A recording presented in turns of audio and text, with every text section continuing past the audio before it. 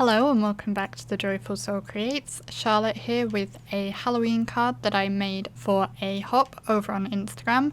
There is a link in my description box. When you're done watching this, you can go over there and see what everyone else has made. But basically the hop is Halloween themed, and I thought I would make a quick card with a panel I already had ready. And when I was thinking about how to finish it off and how to make this video maybe interesting, I thought I would do some glow-in-the-dark heat embossing. I have this Wow glow-in-the-dark powder, which I've had for a couple of years now. I have heard that this kind of embossing powder can go off in a sense, that it doesn't work as well. I remember it working pretty well when I first used it, when I first got it, and I will show you at the end of the video how it works now. But basically I have a black card base. I'm stamping onto it with Love from Lizi's Candystripe background stamp, which is one of my favourite background stamps. I just really like these stripes. And I'm sprinkling embossing powder over it, and this is the glow-in-the-dark embossing powder.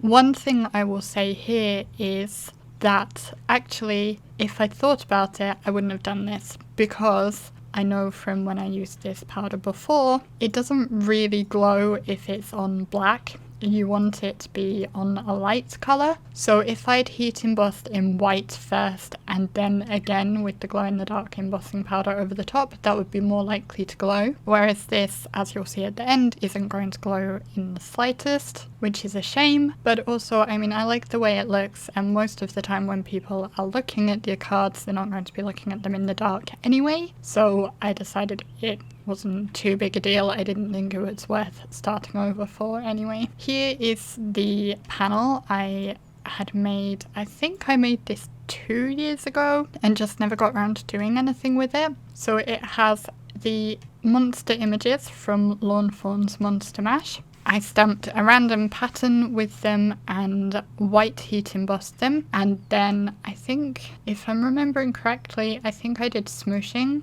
with Spiced Marmalade Distress ink, but basically it was going for an emboss resist look.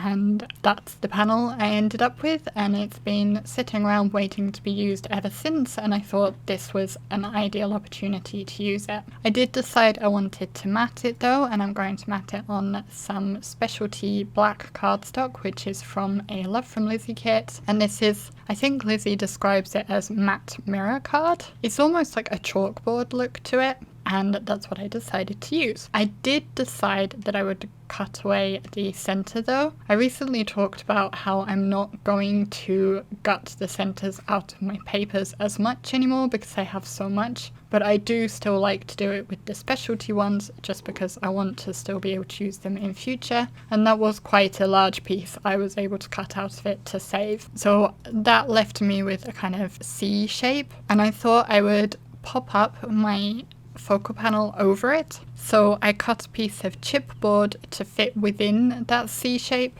and that would just help add that dimension to my panel. This is partly because I'm trying to avoid buying foam tape anymore. My roll that I have at the moment is almost out, and I've been thinking that because foam tape's not great for the environment, I would rather try using something else. And this chipboard, for example, is left over from packages that I've got and is a good way to make use of leftovers and recycle rather than buying foam tape. That's why I decided to do that. But if you want to choose foam tape, then that's up to you. So with all those pieces cut down, I'm just going to lay them out and work out the exact placement. Then I decided I wanted to go around the edge of my pieces and just cover up the core. So I have a black Spectrum Noir marker, and I'm just hiding the white core of that specialty card, and then I do the same on the chipboard. I go around all 4 edges on the chipboard, but really I would have only needed to do the edge that's going to be on the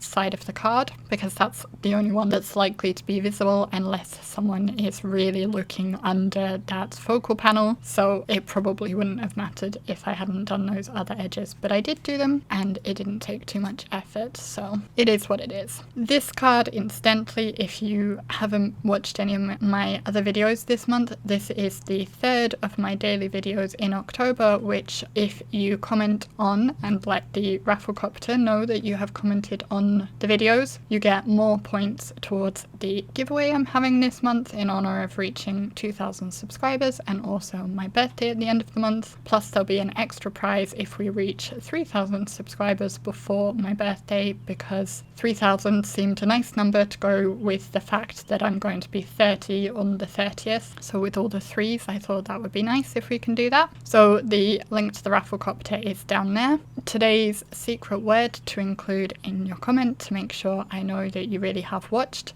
is glowing. So if you use the word glowing in your comment, make sure you are leaving the comment here on YouTube, not in the rafflecopter. You need to tick off on rafflecopter to say that yes, you have commented, but the comment itself should be on YouTube. And it would also be great if you could like and maybe share this video as well, and hopefully then we'll get more subscribers and be more likely to get the bonus giveaway prize. Back to the card, after I'd stuck all those pieces together, I decided I wanted to add a sentiment strip. I'm using one of the sentiments from that same Monster Mash stamp set from Lawn Fawn. I die cut a piece of black card with a Love from Lizi die and stamped the sentiment onto it. Again, I'm heat embossing it with the WoW glow-in-the-dark powder, but remembering what I said earlier about it not glowing very well on black, and also because I wanted it to stand out more when you're looking at it normally anyway, I embossed it first in white and then stamped over it again, which is one of the benefits of having a MISTI, and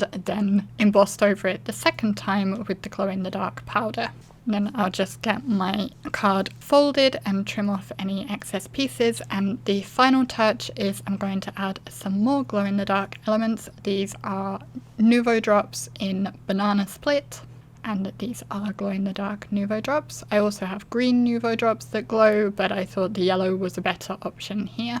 And here you can see the completed card. I'd love to know what you think of it. I had fun making it, and I'm really glad I finally got to use this panel that's been hanging around for, as I said, quite a while, a couple of years now. And here is what it looks like when it glows in the dark. The Nuvo drops glow really well. The sentiment does glow a little. It's very hard to see on camera though, but it's not glowing as much as the Nuvo drops. I think, as I said at the beginning, I've heard that this powder can go old, so to say, and doesn't work as well, but also I do store my powders in a cubby that's kind of dark, so it might just be that it hasn't been exposed to enough light and that it needs charging up more. So I would encourage you to experiment if you have glow-in-the-dark powder and see if it works for you. Don't forget this is part of an Instagram hop, so be sure to click through to my Instagram via the link in the description box. You can find affiliate links to the products I've used there as well, plus the rafflecopter link for entering my giveaway. If you're not yet subscribed, you can subscribe by clicking the button on screen, and there are a couple of other videos showing there if you'd like to see more from me straight away. Otherwise, I'll thank you very much for watching, and I will see you again in the next video. Bye!